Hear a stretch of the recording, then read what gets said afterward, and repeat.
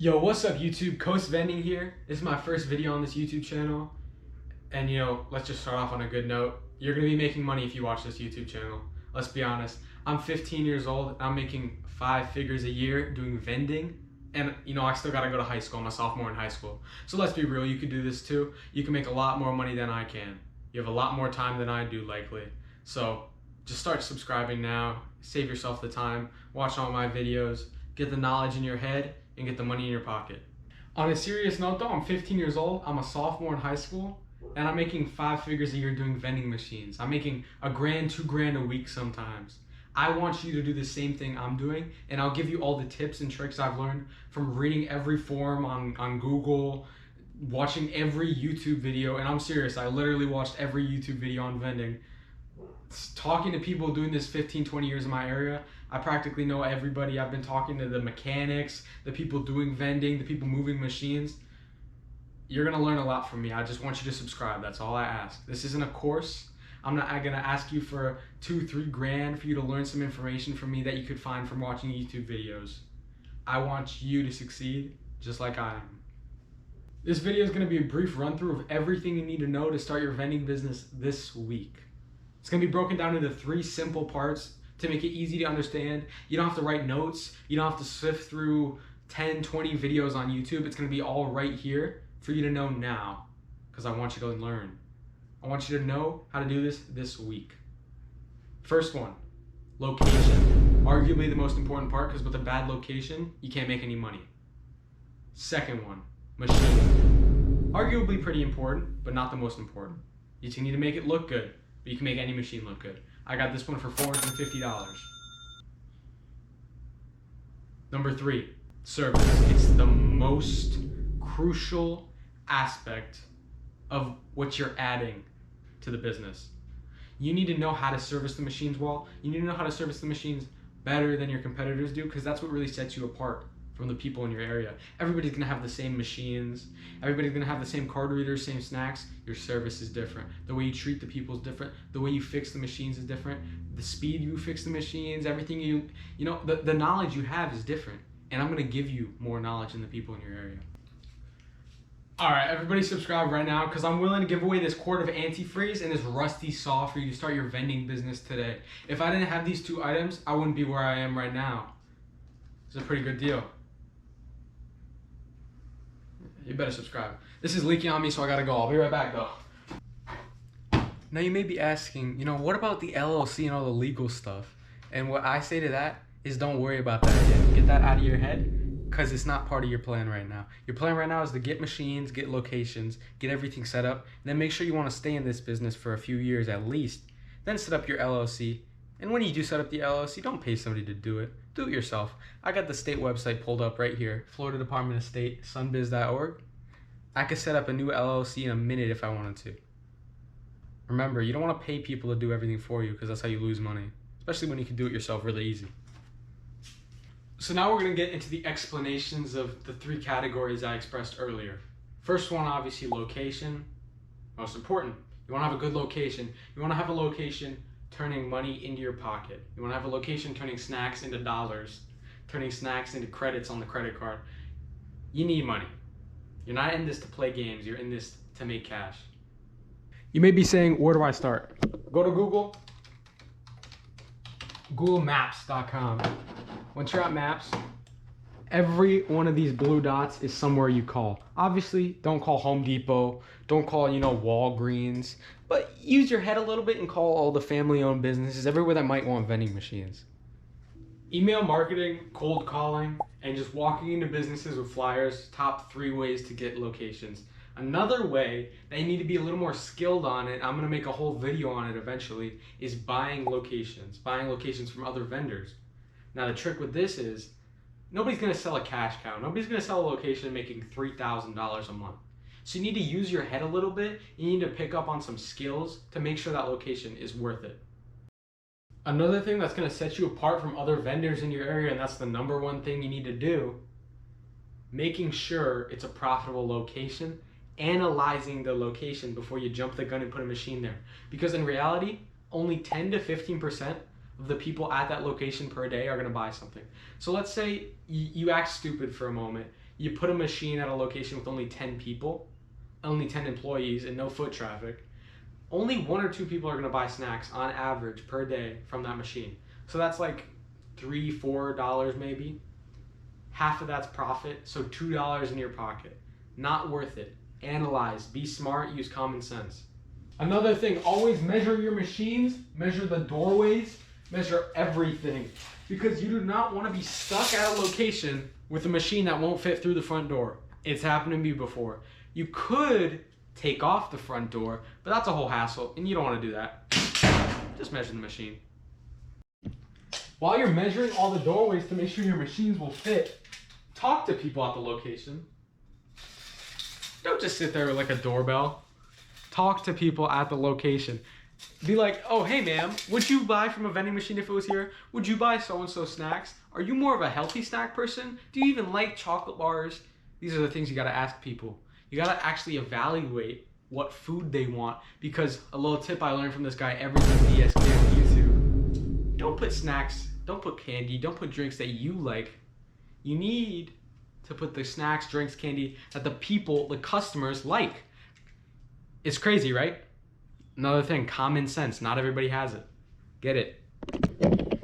Overall, just don't be stupid, and I think you got it for that part at least. Now we're on the second part of the video, machines. Only buy American-made machines. If I find out you bought a Chinese machine after watching this video, I will find you and I will hurt you with this. You will not get it if you subscribe if you buy a Chinese machine right after.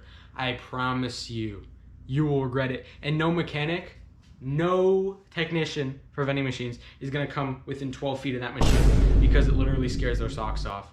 And I know because I've worked as a technician for other people, it scares my socks off. I can't read Mandarin. I don't know how to do anything on the machine. Another reason those machines are insanely horrible is you cannot buy or find parts for them, for that matter. Like, let's say you needed a new, one of these buttons. You can't really have this machine out there without this button because you needed to get your change back, right? On a Chinese machine, it might be a 3-month wait just to get this little piece. 3 months, not working at a location. That machine, the people are gonna kick you out, find a new vendor. Don't be stupid, use common sense. If you use your common sense, you won't buy a Chinese machine. Also, you won't get hurt by my rusty saw, so. I can already tell what your next question is gonna be, and it's gonna be, where do I buy a machine? And that's 3 easy answers to that question. Craigslist, Facebook Marketplace, and OfferUp. I use OfferUp the most, it gets me the best deals. But in your area, it might be different. Now, your machine is gonna be somewhere around $1,000, and you wanna get a drink machine first. So you need to find a location that needs a drink machine only. If you buy a snack machine, you're gonna run into a lot of expiring product because you only have one machine to put all that product into. Get a drink machine only, or at least try to get a drink machine only. If you can't, I understand, just do your best. Now, this machine needs to be ready for $1,000. It needs to be ready to take to a location. It needs to be already cleaned. It needs to be ready with everything. It doesn't need to have a card reader, but it needs to be card reader capable. That means MDB.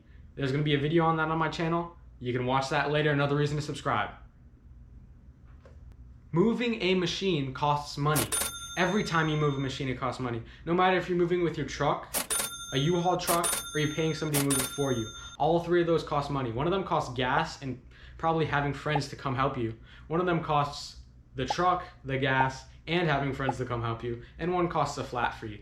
Now, if you're getting somebody to move the machine for you, which I highly recommend as that's the best way to do it, just, text the people on OfferUp who are selling machines, ask them if they know anybody who moves machines or if they move the machines themselves. You can most likely find somebody, and their price should be around $150 to $300. Now, when they move machines, it's important they have a pallet jack, they have a lift gate, and they do not set the machine horizontal. They always stay this way. And if you ever have to tilt the drink machine horizontal, you have to leave it sitting up for about a day so all the juices in the compressor fall back into place. Otherwise, you can fuck it up. Excuse my language.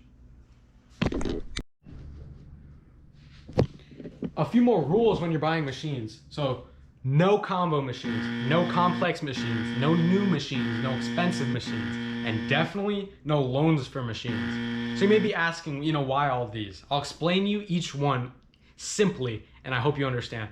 No combo machines, Because if it's just a combo machine and it's a good location, it's going to empty out too fast. But if it's a bad location, you shouldn't have taken the location and you wasted, I don't know, $3,000 on a good combo machine. You didn't need to do that.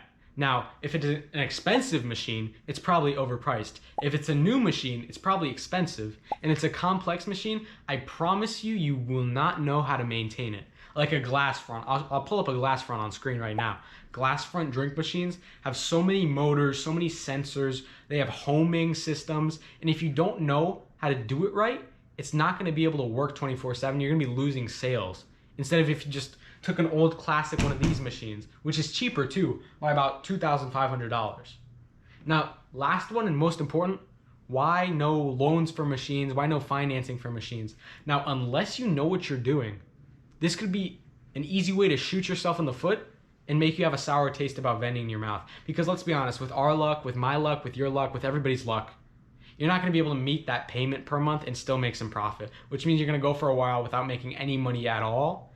And that could be hurting you, in other financial ways. So just cut yourself the headache and get $1,000, buy the machine outright, and just do it yourself. It's easier that way. I promise you, you'll thank me. Now you may be wondering, what machines do I buy now if they're all bad? They're not all bad. Just Chinese machines are bad and some American brands. So the machines you want to stay away from are Sega machines, TNC machines, cold food machines, frozen food machines. Those are nightmares. Coffee machines most of the time, unless you know what you're doing. Polyvend, Letrovic, Gentrovend, I think it's called. Those machines you want to stay away from. I'll throw up the logos on screen right now. All these logos, if you see them on a machine, stay away from that machine. It's just as bad as a Chinese machine, if not worse. A lot of the times it is worse because the parts are completely non-existent and not just a 3-month wait time away, or they're insanely high priced. Now, I'm going to tell you the machines you should buy, the good American-made machines. Brands like AMS, Wittern, USI, FSI, Fawn, which are all the same one. There's Royal, Dixie Narco, Crane, AP, things like that. Those are all amazing brands that you should buy from. Now you're learning a valuable skill, how to tell what machine is what brand. So on the snack machines, it might say somewhere around here, like it says Crane National, and if it's always gonna be somewhere on the edge, like usually it would say Crane National 157 snack right where I'm putting my fingers right now, but I painted over it. It's always gonna be somewhere along the rim if it's a machine with like a glass front, let's say, like this. Drink machines have glass front, snack machines have glass front. It's gonna be around the edge somewhere, just so you can see it even when it's closed. Now on drink machines that are like this with a plexiglass front panel, it's gonna say it on this placard right here. Again, I painted over it. Sadly, I didn't know I was gonna have to make a video like this, but that's a great way to figure out what machine is what brand. Royal machine, Crane machine, the only machines I run, 2 great, amazing machines. If you want to make money, you're going to need a card reader on your machine. Now, my personal opinion, go with Cantaloupe. They have a nice touchscreen version that's black and a nice one of these versions that's black. I like this version. I just think it's simpler, and I think things that are simpler work longer, less breakdowns, more money being made. Now, Nayax has that bright mustard yellow card reader that's only touchscreen. They don't have one of these versions. And Nayax, customer service, horrible. Product, more expensive by $100. To both of Cantaloupe's models. I'll throw up a picture of the both Cantaloupe models and the Nayax model on screen right now. Now, you tell me which one's better. I can tell you it's easily these 2 right here. On to the third and final part of this video, service. Arguably one of the most essential parts into what you're adding to the business, what you're adding to your machines essentially. When you get your machine, part of the service is making sure that it comes in successfully. Make sure you're not, struggling through with a dolly, sweating all over people for 3 hours, and while there's a huge U-Haul truck in the parking lot. No, you want to get a professional mover, just like I was talking about earlier. Message people on OfferUp, ask them if they know any vending machine movers. People who are selling machines, obviously, don't, message somebody selling a PlayStation, see if they know a vending machine mover. You get it though. Yeah, you use your head sometimes. I keep telling you throughout this video, use your common sense. Don't waste your time on locations that aren't making you money, but don't forget that all locations have a potential to make you money. Like, I had this one location, it was a water plant. Nobody really bought anything from the machines there until I started asking around and finding out exactly what they wanted in the machines. I know, crazy, right? That's why I tell you these things, like the forms and stuff, they really do change. They really do make a difference in your profits coming in. Now, I didn't know that they liked plantain chips. When I put plantain chips in there, they sold 50 bags a week from then on. Then on, it was worth it to go there. It was far away from my house too. It wasn't worth it to go there until then. So when you're losing money, don't be so quick to sell the location or get rid of the location. Put effort that others aren't willing to put in so that location can make you more money. Now, once you do that, you're different than the other vendors and you're immediately better. I almost sold that hidden gem location, the water plant, when now it's making me $30 a day. It was making me $5, $6, $7, $10 a day before. I put the work, I put the effort into making that location from a bad location into a good location. Now you could do that too. You just gotta follow the steps that I tell you to and you'll be good to go, I promise you. Now we're gonna get into the actual product details. You buy product from Sam's Club. Sam's Club's the best prices. You can also go to BJ's and Costco. Those are kind of secondary tier though because they're a little more expensive. You always want to price the product accordingly when you put them in the machine. Let's say you get a bag of Cheez-Its in here. Buy it for 50 cents, sell it for $1. It's that easy. You always have to do 200% markup. On top of that, a little easy way to do it in the store is this is what you think. Take the price of the box, multiply that by 1.07, divide that by the number of items in the box, and multiply that number that you get by 2. And then that, round it up to the nearest quarter, is the price you put it for in the machine. That's just an easy way to think about it because you don't want to nickel and dime people. You just want to get it easy to the quarter because it's the biggest one. People like it the most. You know, people aren't going to have nickels and dimes. They're going to have quarters to pop in there, maybe pop $1 in there, or they might just tap to pay, you know. Your machines aren't just there to make you money. They're there to make the business feel happy, feel, you know, maybe they want the commodity extremely bad. Let's say the vending machines aren't making any money though. I have a location that pays me $100 a month just to keep the machines there stocked, letting people buy food, and I also make the profit on top of that from the snacks. Let's say they wanted 25, 50 cent less product cost on the whole machine. You could charge them like $50 a month and lower the prices for them. These are just ways to make extra money on the side while you have the machines already there. Because moving costs money. You don't want to necessarily move the machines out or sell the location because it could be losing you money that way. Thank you guys for watching this video, especially if you're staying to the end. I hope you subscribe. I mean, I don't know why you shouldn't. I produce content to make you make money. And it's free on top of that. Sadly, if you subscribe now, you only get this saw, no antifreeze, and this handle's broken. But, you know, you can still use it to start your vending business. I would recommend subscribing right now, maybe liking, commenting. Talk to the people in the description. They might be able to help you out with any questions you have. Comment, comment, comment, comment, and I'll help you out. Damn, this handle is really broken. Love ya.